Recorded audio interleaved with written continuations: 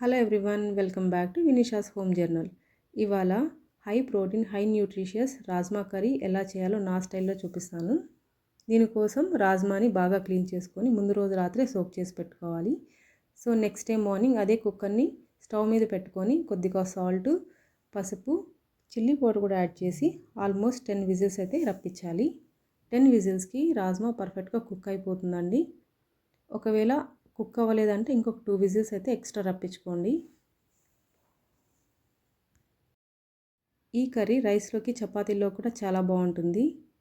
So cook అయిన రాజ్మాని పిల్లలు కూడా బాగా తినడం కోసం నేనైతే మిక్సీ జార్లో వేసి కోర్స్గా గ్రైండ్ చేసుకుంటాను. అండ్ టమాటాని, ఆనియన్ కూడా సపరేట్గా కోర్స్గా గ్రైండ్ చేసి పెట్టుకుంటాను. ఆ క్లిప్పింగ్ కూడా యాడ్ చేస్తాను చూడండి.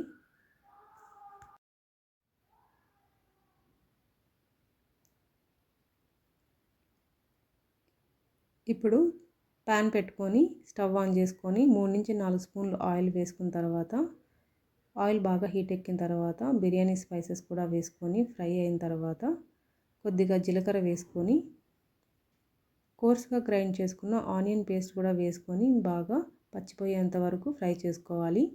ఇప్పుడు కొద్దిగా సాల్ట్, పసుపు కూడా యాడ్ చేసుకొని ఒకసారి అంతా మిక్స్ చేసుకోవాలి.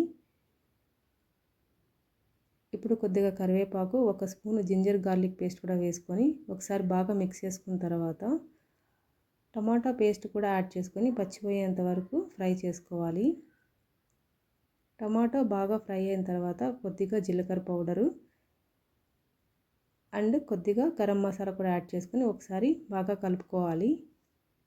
ఇప్పుడు ముందుగా గ్రైండ్ చేసి పెట్టుకున్న రాజ్మా మిక్సర్ని కూడా యాడ్ చేసుకొని 3 నుంచి 4 నిమిషాలు బాగా కుక్ అవనిస్తే సరిపోతుందండి. చాలా టేస్టీగా ఉన్న రాజ్మా కర్రీ అయితే ప్రిపేర్ అయిపోయినట్లే.